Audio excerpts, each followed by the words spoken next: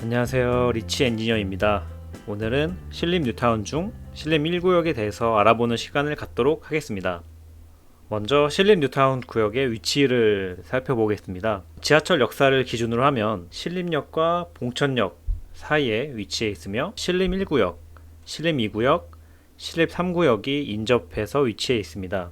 신림 1구역은 4,300세대, 신림 2구역은 1,500세대, 3구역은 570세대로서 합하면 신림 뉴타운에는 총 6,000세대 이상의 아파트가 들어서게 됩니다. 오늘 알아보는 신림 1구역이 세대수가 제일 많고 입지가 제일 좋기 때문에 향후 신림 뉴타운에서 대장 역할을 할 것 같습니다. 관악구의 입지를 보면 위로는 동작구, 오른쪽으로는 서초구와 강남구에 인접해 있습니다. 제가 여기 신림 1구역을 표시를 했는데 현재 신림 뉴타운의 경우는 인접한 지하철이 없다는 다소 불편함이 존재하지만 뒤에서 알아볼 경전철 신림선이 올해 22년 5월경에 개통하게 되면 여의도까지 10분대로 이동이 가능해집니다. 다음은 신림 1구역의 조감도입니다. 총 4,342세대의 대단지 아파트가 들어설 예정이고 시공사는 GS건설이 맡게 됐습니다.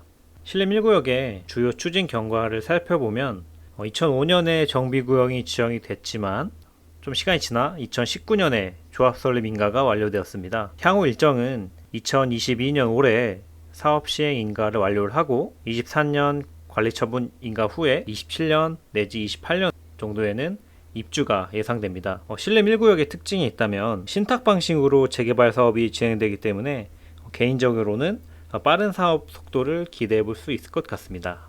사업 개요를 간략하게 살펴보면 세대수가 일단 4,342세대로 큰 대단지라는 걸 확인하실 수 있고 실제로 신림 1구역에 가보시면 판자촌이 굉장히 많기 때문에 조합원 중에서 무허가 건축물의 조합원이 총 677세대로 상당히 많은 것을 알 수 있습니다. 무허가 건축물은 기본적으로 땅을 소유한 것이 아니기 때문에 뚜껑이라고 표현을 많이 합니다.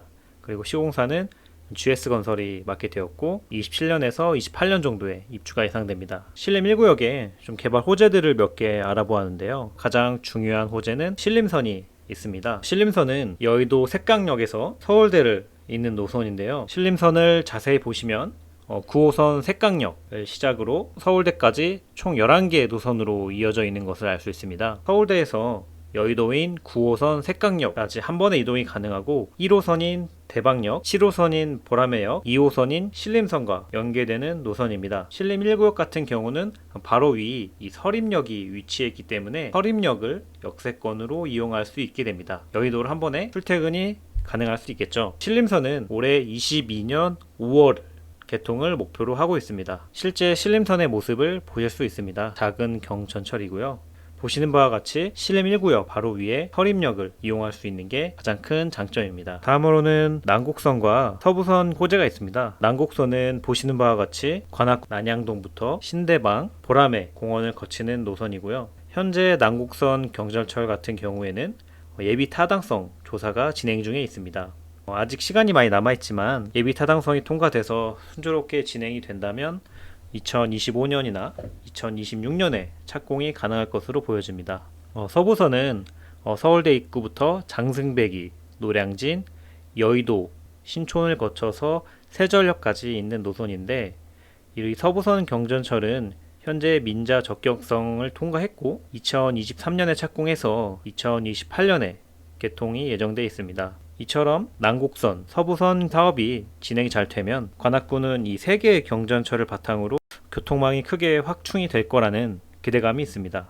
다음으로는 신림 1구역의 초기 투자금을 알아보았는데요. 신림 1구역 경우는 무허가 건축물이 많이 존재하는데 무허가 건축물의 경우 평균 6억 정도의 투자금이 드는 것을 알 수 있습니다.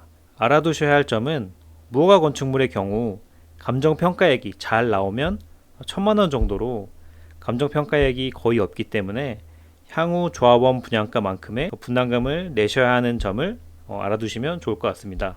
초기 투자금은 적지만 30평대를 실청했을 때 분담금이 6억 정도로 예상을 하면 34평을 매수하는데 총 투자금은 현재 12억 정도로 생각할 수 있습니다. 신림 1구역이 무허가 건축물이 많아서 궁금하실 만한 사항들을 정리해 보았는데요. 첫 번째로 무허가 건축물도 입주권을 받을 수 있는지에 대한 질문인데요. 무허가 건축물도 입주권을 받을 수 있습니다. 하지만 경우에 따라서 입주권을 받을 수 없는 건축물도 있으니 주의 후 매수를 하셔야 되고요. 두 번째로는 무허가 건축물의 감정가인데요. 무허가 건축물의 경우 감정가가 상당히 낮습니다. 약 1,000만 원 정도라고 생각하시면 되고, 이렇기 때문에 향후 분담금이 많이 발생하는 단점이 존재합니다. 세 번째로는 무허가 건축물의 매수시 장점인데요. 첫 번째로는 초기 투자금이 적다는 장점이 있습니다. 두 번째로는 취득세가 4.4%입니다. 현재 2주택자는 8%, 3주택자는 12%의 취득세를 내기 때문에 다주택자분들이 취득 시 무허가 건물이 유리합니다. 그리고 세 번째로는 종부세 계산 시에 무허가 건축물은 포함이 안 된다는 장점이 있습니다. 그래서 이런 장점을 바탕으로 전략을 잘 세우셔서 매수하시면 좋을 것 같습니다. 추가로 하나 알아두셔야 할 점은 신림 1구역의 경우 84 타입이 2250가구가 있는데, 현재 신림 1구역 조합원 수 2137명보다 많은 가구가 84 타입으로 분양이 되기 때문에 무허가 건축물 소유 조합원도 84 타입을 받을 수 있는 가능성이 존재합니다. 4250가구 들어설 신림 1구역 8평 무허가 건물이 6억이라는 기사입니다. 예전에는 무허가 건물로 20평대 밖에 분양을 못 받았는데, 신림 1구역 같은 경우에는 가구 수가 많고 사업성도 높기 때문에 무허가 건물도 32평형을 줄 것 같다라는 기사입니다.